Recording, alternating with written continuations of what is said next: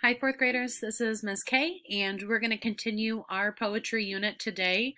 We have a long poem today that we're going to be reading a couple times, so don't worry if you don't understand the whole thing today. It's okay. We're going to keep working with it next lesson, and we'll listen to it more than once so that we can slowly start to comprehend what's happening. So we have a lot of vocab today. Your first word is defiance, and that is a noun, which means disobedience.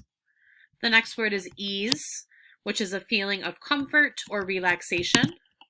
Fraud is a dishonest action, so when you do something and you're lying or not telling the truth.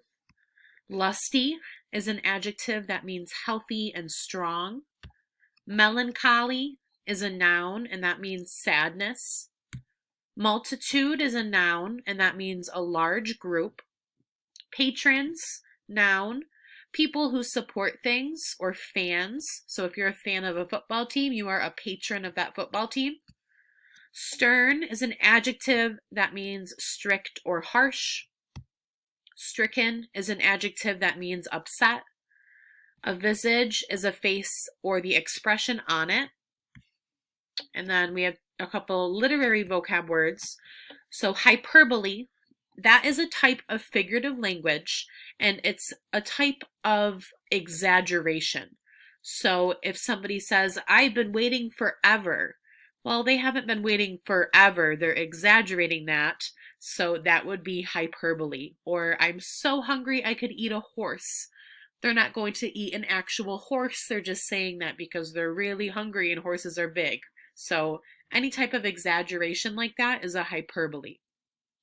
And then a quatrain is a 4-line stanza. So if one of the stanzas, each stanza in the poem has 4 lines, that stanza is called a quatrain.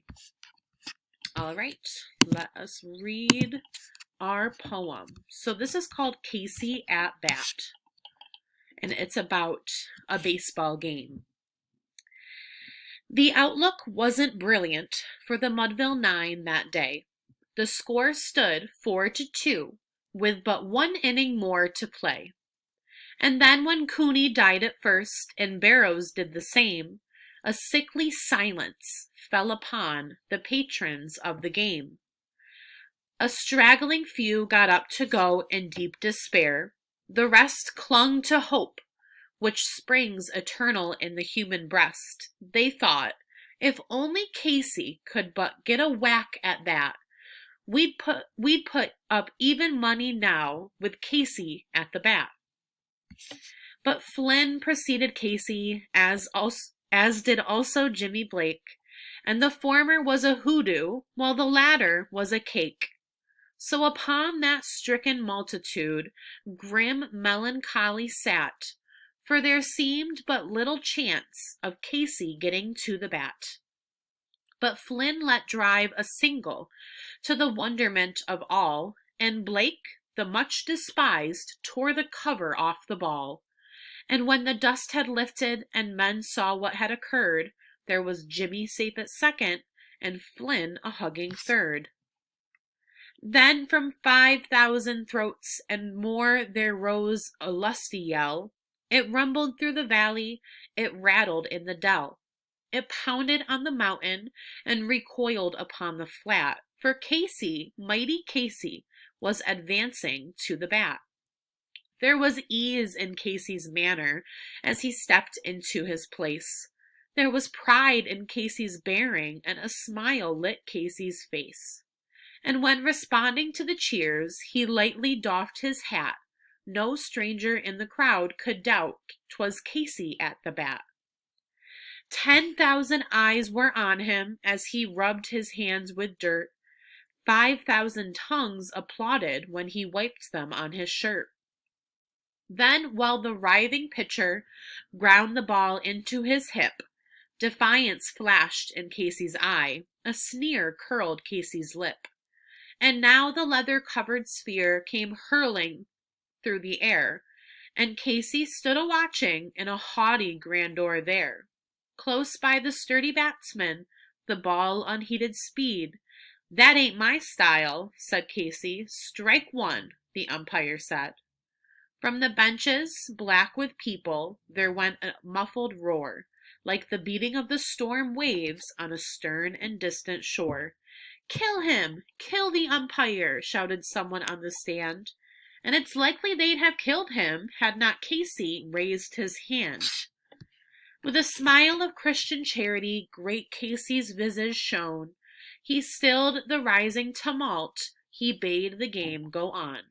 He signaled to the pitcher, and once more the dun sphere flew. But Casey still ignored it, and the umpire said, "Strike two."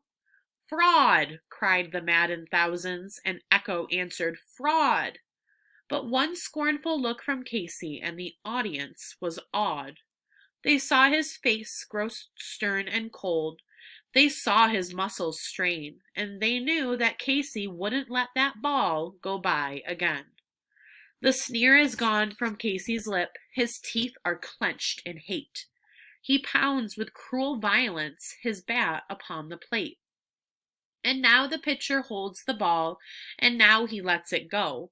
And now the air is shattered by the force of Casey's blow. Oh, somewhere in this favored land, the sun is shining bright. The band is playing somewhere, and somewhere hearts are light. And somewhere men are laughing, and somewhere children shout. But there is no joy in Mudville. Mighty Casey has struck out.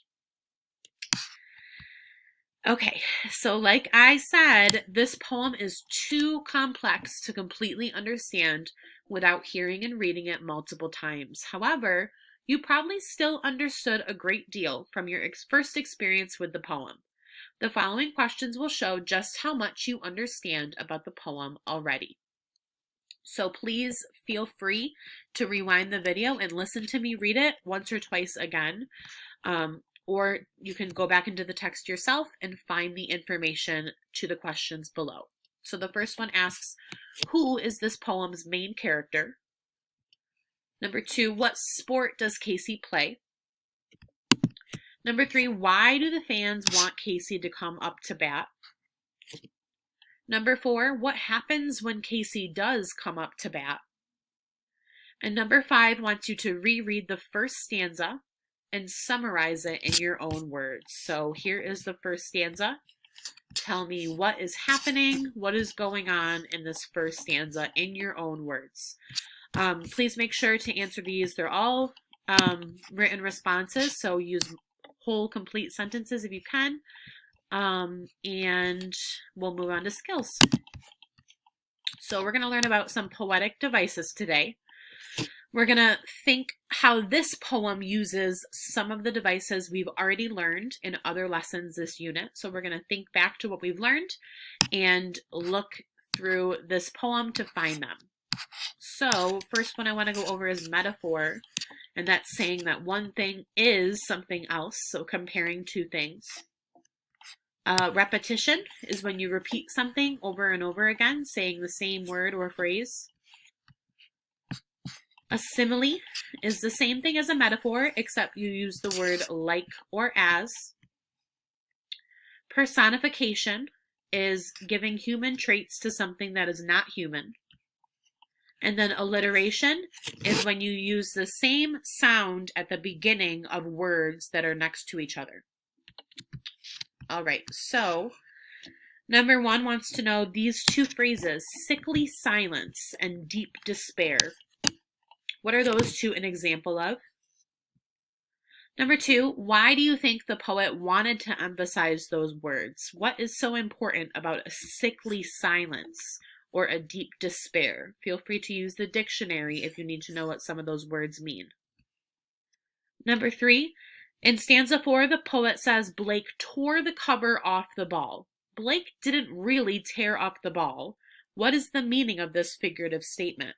So when they say he tore the cover off the ball, what are they trying to say? Number 4 asks what poetic device is used here. There went up a muffled roar, like the beating of the storm waves on a stern and distant shore. So they're talking about how waves are beating on a shore. Number 5 says the lines above compare two things. So there's a hint for what type of device you're using. Which one of those is talking about comparing two things? So again, read this carefully. Look for that special word that is used when we compare two things. And tell me, what two things are they comparing and how are they being compared? How are they similar? Number 7, here is another piece of stanza 13, and it says it repeats the word somewhere, and we want you to count how many times they repeat that word. So count in this stanza how many times they say the word somewhere. And number 8, why do you think they did that? Why is the word somewhere so important to that stanza? All right, that is all for today. Have a wonderful day. Get on Zoom if you need help, and I'll see you next time. Bye, Adams.